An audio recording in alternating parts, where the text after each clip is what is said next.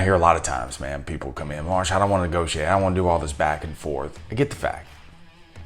You don't want the back and forth, but you do want to negotiate.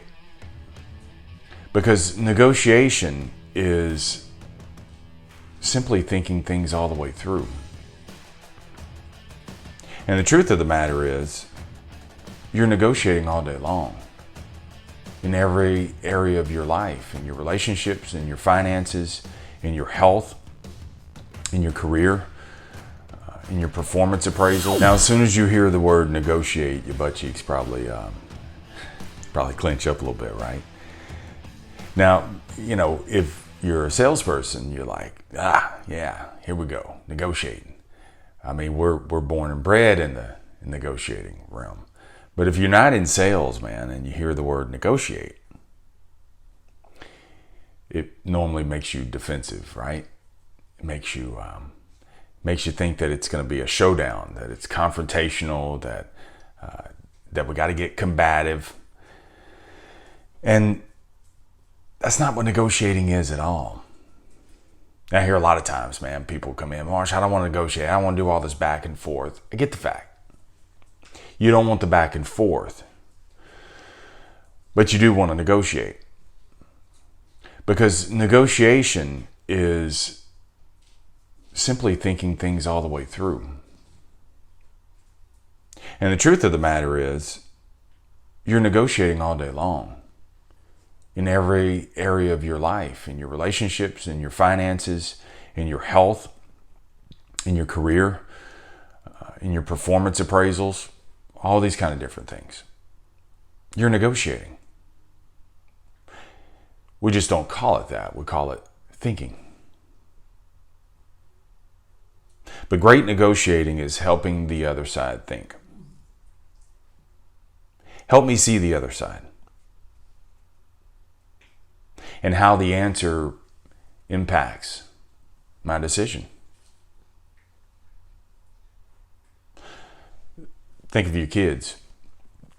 Okay, my daughter has cheer competitions. And say, for instance, if she wants to stay up late the night before the competition,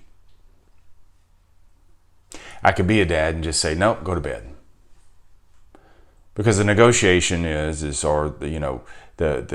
scenario is, I think this, you think that, here's the outcome. But great negotiating is helping the other side think, okay, you want to stay up late. I could be a dad and say, nah, go to bed now. Or I could help her see the impact of what this decision could lead to. So, okay, so let's play the scenario out. If you stay up late, you could wake up late the next day for the competition. And you thought you hit the snooze button, but instead you hit the off button, stop. So you didn't wake up. And it's not the hotel front desk's responsibility to wake you up. It's not Michaela's responsibility to wake you up. She snuck out and went downstairs early to go eat. She thought you were up. So you could wake up late. And then if you wake up late, then that means that you got to hurry up and put your uniform and your makeup on for the competition. And that's going to be in a rush. So because you're already behind on that and you couldn't get your hair to do right, then now you can't eat. And because your team's already in motion, you don't stretch.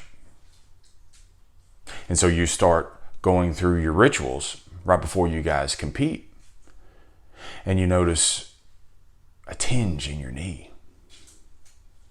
Because you didn't stretch well. You didn't warm up. You aggravated it. Which that could affect you for future performances if it doesn't affect you on this performance. Because you start to feel that tug, the aggravation in your knee, then you don't hit your spots very crisp. All because you want to stay up late tonight. Let me ask you a question. Do y'all compete tomorrow? No, Dad, we don't compete tomorrow. So why don't you do this? Why don't you get well rested tonight? That way you can compete well. And then you can stay up late and celebrate tomorrow. Stay up late because the competition's over. See how you can help them think things through? Because great negotiating, man, it's all it is. It's helping the other person think the scenario all the way through. I tell my salespeople all the time, dude, you're an options trader. That's all you are. And so sometimes when I get a customer that's defensive, I say, look, I'm just here to give you your options. You make the best decision from there. I'm just laying it all out for you. I'm helping them think. See, what could be the story on the other side of this decision? All right, so you go into a store. You go into the store and the store clerk says that we can't take this back without a receipt. Okay, so you could blow up. You could demand to see the store manager. I am the store manager, ma'am. Or you could help them think it through. How could what's the impact on the other side of this decision? What's some other ways of looking at it? Great negotiating is helping the other side think. We're just negotiating here. So let me ask you a question. If you did, if this did fall within the qualifications of being able to take it back, what do you guys do with it from here? Oh, we just send it back. Well, what would be the reason why the company would not take this back? Oh, they take everything back. We do so much business with them that they'll take it back. Okay. So we don't have a manufacturer situation. It's more on the local level. And you see me all the time. I absolutely love this store. So I'm not trying to game the system or anything. This is just a product that just doesn't work for me. And I know we can figure this out. So what if being that I don't have the receipt, and I totally get where you guys are coming from, what if I showed you my credit card statement showing that I swiped that day? And I love this store. I'm going to be back. So what if I did that instead? Or if they say, well, no, we can't take it back because, it's a lower amount now. It's on sale now. Okay, well, how about I just take the lower amount? I understand where you guys are coming from. Or how about I take a small restocking fee? And so that way when you guys sell it, it's perfectly in the box. It's all sealed. It's all good to go. You got a little bit of a profit, a little bit more of a profit, because I'll pay the restocking fee. How's that sound? Small scenario, man, but you see how many different things that we can actually think? When you say I don't like to negotiate anything, maybe don't use the word negotiate. Maybe instead say, I want to think this through. I want to help the other side think this through. I have customers that tell me, Marsh, I don't want to do all the negotiating. I don't know how to negotiate. Many times, and this is how this us against them kind of mentality comes on these books. I just read a book this past weekend, man, it's more of a reference guide on how all kind of different businesses are trying to get you. And of course, the car business is one of them. Here's how they get you. There's profit involved at a car dealership. Yes. Sam Walton and the Walmart family, there is plenty of profit involved. They're going to make a profit. It's not an us against them. And so many times, we look at it on a small dollar amount, like a Walmart. We say, well, it's small. It's not that big of a deal. Yeah, but it all adds up. There's profit involved. It's just we're talking thousands versus cents. But the pennies add up to dollars. But it's not an us against them kind of mentality. It's not that at all. And many times, man, that we think that we have to know all the ins and outs in order to be able to be an expert negotiator. No, you don't. I don't know everything about buying furniture. I don't know anything about selling equipment to a local industrial plant here. I don't know anything about that. But I can help think the whole scenarios through. and I could offer different scenarios and think this thing through, and then let's see where it leads from there. What's the other way of looking at this? What's some other sides? If we make the decision, here's what happens from here. So instead of blowing up and getting all defensive, man, you don't have to. You don't have to at all. You just got to keep thinking things through. Customers come in all the time and tell me, no, I don't want a warranty. They'll cut me smooth off. Well, let's go over your options. No, I don't want anything. I don't want a warranty. Okay, I could get all defensive, or I could help them think it through, right? Because what they're coming in is an initial thought. But let me help paint the picture and play out a scenario of if you do this, if you make this decision, that's cool, we can do that. Or let me help you think this through. So fine, you don't want a warranty. Let me ask you this: when your vehicle does break, what do you normally do? Oh, they don't break. I never have any problem. Well, they all have service departments, so I'm glad you've had good success with the vehicle that you've had. But let's just say on the scenario that it does break, what are you going to do? Well, I'll just pay for it out of pocket. I can pay for it. Okay. So what if it exceeds the limit of what you want to pay out of pocket? Well, I'll just take it out of savings, or I'll just put it on a credit card, or I'll just get rid of it. I'll just trade it in. I see that. See, here's where I need to help them think it through. Not in a defensive posture. Again, I'm just an options trader, man. I just want to lay this out.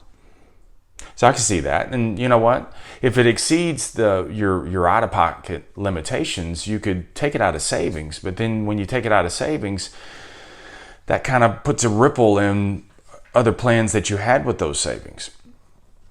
It could be one of your grandkids call, or one of your kids call, and all of a sudden they need some help with something, and that money's not, that part of the money, that portion of the money is not readily available. If all of a sudden they cut your hours at work, and especially with the uncertainty these days, they cut your hours at work, it's nice to have that extra cushion. That's why you have a savings for some sort of emergency funds. Or you could sit there and put it on a credit card, and you could do that. But the credit cards normally carry a high interest balance, or high interest on your balance. So, say 25, 30% on a credit card. Well, the meter's running on that thing. And then your minimum payments are normally like $50. And the protection plan that I'm offering is like $33 at a 3.99% interest rate. So I tell you what, the interest over this 6-year term on the warranty is about $275. What I'm going to do is I'll discount the warranty a little bit, the $275, so basically it's interest free. So doing this, what this will do is this will give you the protection, and it keeps everything locked in. Because there's a lot of variables involved if you don't buy the warranty. And you don't have to.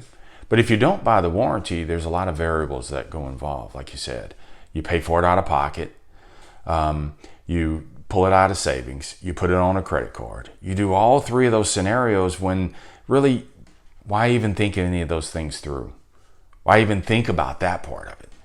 When for $33 at a low interest rate, and I'm making it interest free for you, basically, we can fold that in and take care of that protection. So in a worst case scenario, if you did have the reach into savings, it'd only have to be for the deductible for $100. I'm just helping you think things through, man, that's all. See, in sales, oftentimes when you get on a slick spot, it's because you're getting defensive, and you're getting defensive because you're thinking about just you and, I don't know, another dead end lead, versus if you help the other side see, you help them think it through. Then what you'll be able to do is you'll be able to, if you don't buy from Mr. Customer, here's some other ways to look at it. See, if you decide not to get the warranty, and all of a sudden you got one of the scenarios was I could trade it in. Okay, well, if you trade it in, that's a red light for an appraiser, because when the appraiser looks at it, he says, yes, this is what you're telling me is wrong with it, but it could be something more than that. So they're going to double hit it. They're going to hit it for not only what the situation is, but it could be something underneath that. What if that doesn't fix it? And the appraiser does not want to be the one to be left holding the bag saying, I missed this one, boss. And so, see, we could fold that warranty back in here and then you'd be good to go. See, when you get defensive in negotiating, it's because you're not willing to think. Just think it through. Great negotiators, that's what they do, man. They help the person see the other side of it. They help the person, the person think all the way through. Help your customers think. That's what they're paying you for. Help your customers think. Your kids, help your kids think the whole scenario through. This is one option. What's another option? What's another way of looking at it? And here's the consequences or the benefits behind that. Teachers, help your students think. They don't want to go to college. All right? So you don't have to go to college. So if you didn't go to college, what would you do then? And then play the scenario out. Help them see it. That way they can make the best decision. Student walks in and wants to drop your class. Help them think it through. Play the whole scenario out. If we did drop the class, how many more hours do you need to graduate? And then play it through. Great negotiators help the other side think. That's what Chris Voss did. He's the one who came up with this thought. He was a former FBI negotiator. Go type his name into the podcast search button, man. You'll come up with some great podcasts. And that's what he did when he negotiated with hostage situations, and they wanted a helicopter. He said, "Okay, well, I could get a helicopter, but let me help you think this thing through. Where do you land, and who do you think you landed on? You don't just disappear in thin air." So he helped the ones who were holding people hostage. He helped them think it all the way through. That's what you're doing, man. Great negotiating is helping the other side think. It's not just in the one answer. It's how the impact resonates with that answer. And so sometimes what you have to do is you have to generate a story. Because all decisions have impacts. And if it's going to have an impact, might as well be a positive one. Let's help them think it through. I'm just here to give you your options, so that way you can make the best decision possible. All right? Never settle. Keep selling your way through life, no matter what. Stay in the sales life.